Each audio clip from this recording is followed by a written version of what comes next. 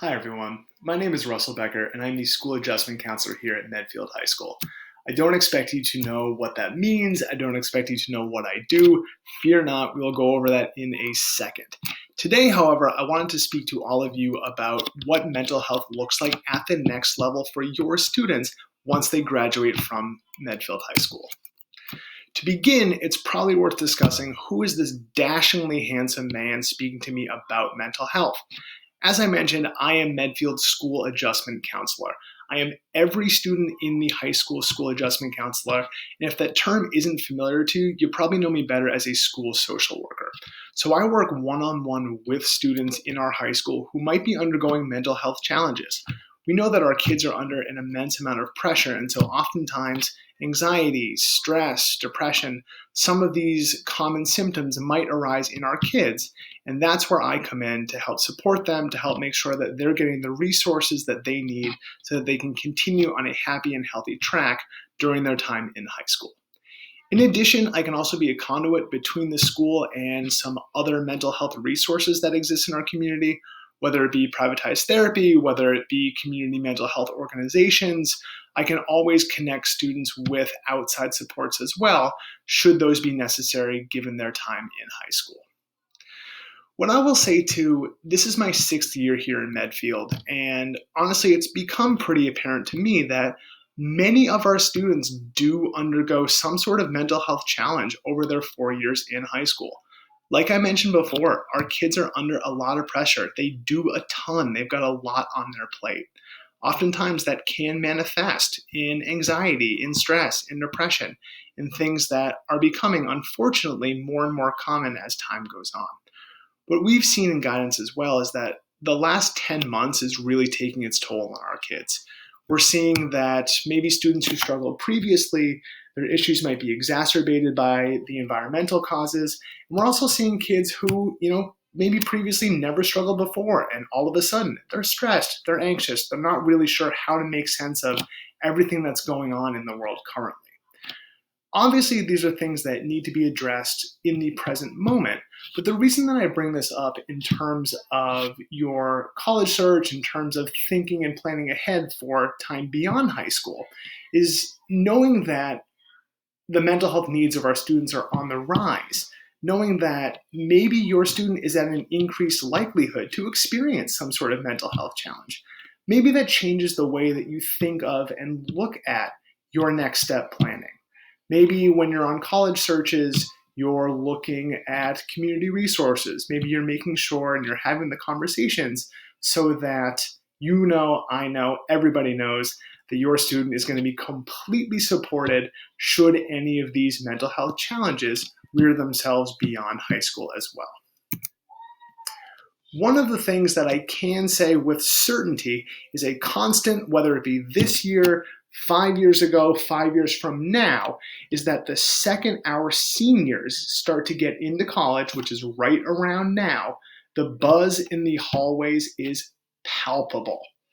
The problem, however, is they're talking about college and these kids are so excited and they deserve to be, absolutely they do, but maybe they're not talking about it in the right way.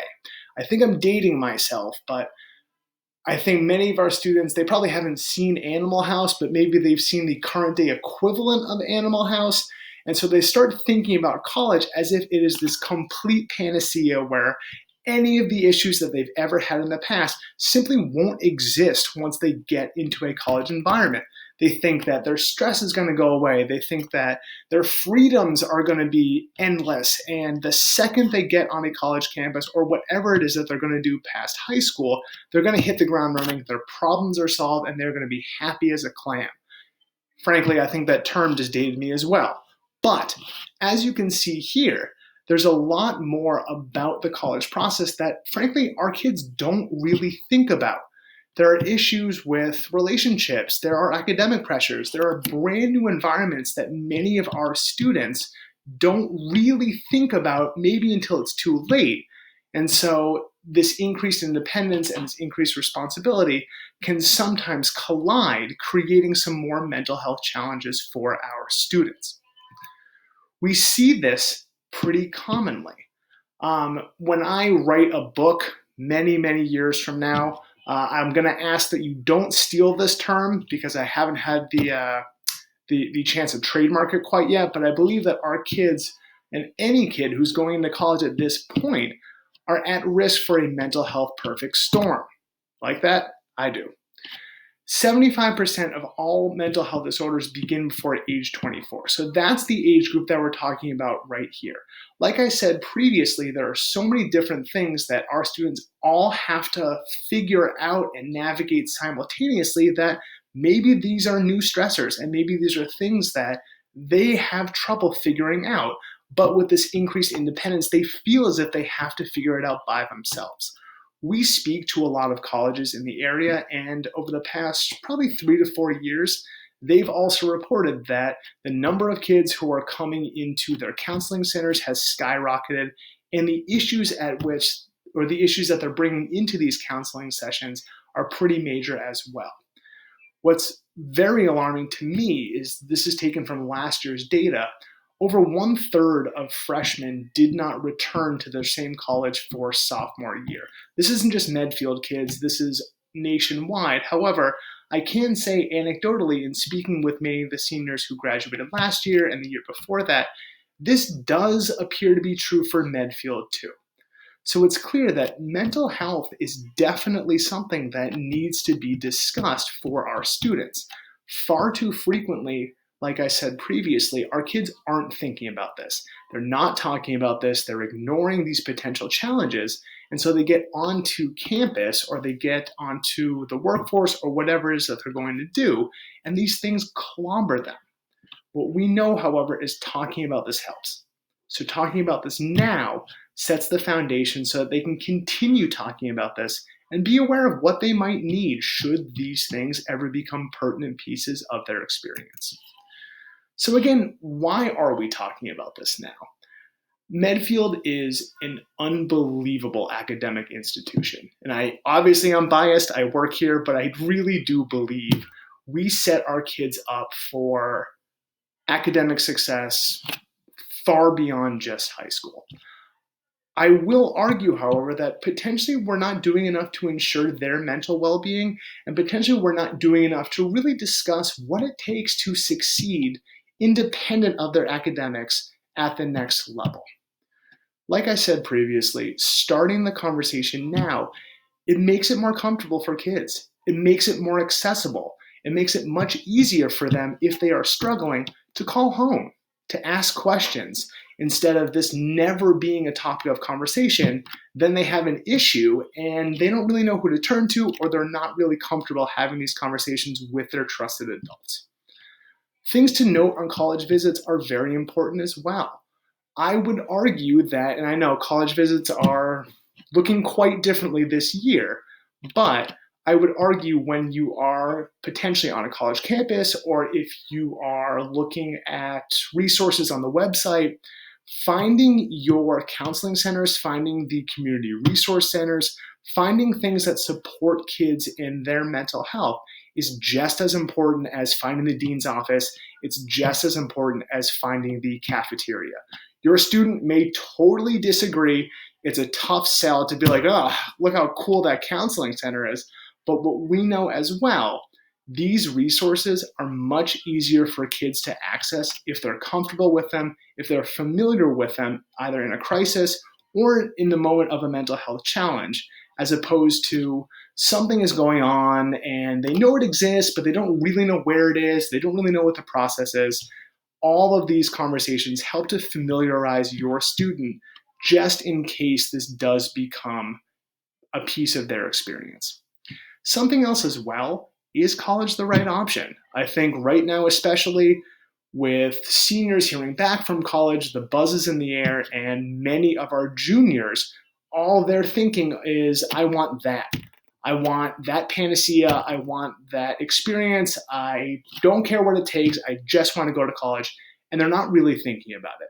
For many of our students, college either is not the right option or college is maybe the right option, but perhaps in a year or two. Beginning this conversation about mental health, beginning the conversation about mental health in the next level also opens up these avenues for kids to discuss the fact that maybe they don't feel ready. Or maybe they do feel ready, but they're a little bit scared and they want to have these conversations just to make sure that they're confident embarking on this very big challenge that they might have.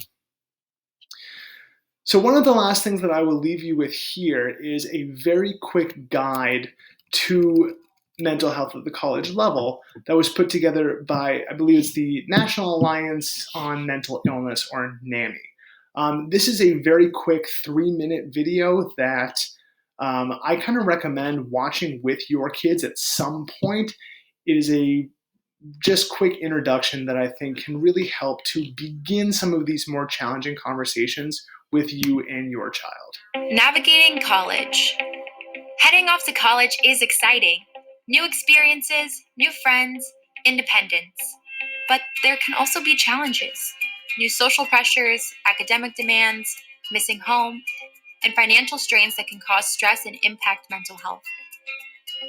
75% of all lifetime mental health conditions begin by age 24. Some tips for keeping the stress away? Make to-do lists, exercise, take time for self-care, and get enough sleep. Getting involved in campus activities can help too. Check your school's website or go to an activity fair to find what's right for you. Mental health conditions are common. It's natural to go through ups and downs at the beginning of college. In fact, 30% of students have felt so down at some point in the past year that they struggle to function. Chances are someone in your class feels lonely or overwhelmed too. If sad feelings don't go away or last for weeks, you have drastic mood changes, you're not eating, or you can't concentrate, this could be a mental health issue. Talk with someone you trust about it and mention if you've received mental health care before. If you're thinking about self-harm, get help right away. You are not alone. Who to talk to? Before college, you should make a plan not only if you have an existing mental health condition, but also so you know where to turn if you develop one. Have a conversation about mental health with your parents or a trusted adult. On campus, check out your counseling options. Talking about your feelings and asking for help are signs of strength, so don't be afraid to speak up. And if you know someone who may be struggling, talk with them. Tell them you support them in getting the help they need. Make a plan. Once you turn 18, your school may not be allowed to share information about your mental health unless there is an emergency. For your parents or a trusted adult to have access to your records, you need to fill out an authorization form each year. Talk with your family or a trusted adult about completing the forms together before you head to college and decide what information will be most important to share. For the form and for more on managing your mental health at school, visit NAMI.org/college guide. I'm NAMI Ambassador Corinne Fox, and So I know what some of you are probably thinking as I leave you here. This is all well and good, but my student is a junior. Something feels off. What if my kid begins to struggle before they get to college? What if we're not even talking about the college mental health stuff because we need help right now? With that said, I am here for all of you. I'm here for all of your students. And I really recommend reaching out. If you have questions, if you think I'm the right person, but you're not sure, or if you know that I'm not the right person, but you really don't know who is, my email is there. My number is right next to it. I always recommend reaching out, and I'm always happy to have conversations about what might be appropriate or whether or not my services might be appropriate for your student, given the circumstances and given everything that is happening. The top link there as well is the interface link. You might have heard of it, you might have not. If you're not familiar with it, I really recommend checking it out as well. Interface is a free service that we pay for as a town. Long story short, it takes the legwork out of finding privatized therapy. Because of the environment, because of the circumstances, we know that finding a therapist can be very challenging right now, especially. Interface does everything for you where you call, they call you back, and they have an appointment for you, for your student, for whoever in town, I believe within the next 10 days or so. It's a wonderful resource. You can use it as many times as you want. And again, if neither one of these things sound appropriate, but if you have questions, if there's something else that you would like to discuss, I always recommend please reach out to me. I'm always happy to have a conversation. And thank you all so very much for your time. I hope you all have a wonderful rest of your week. Take care.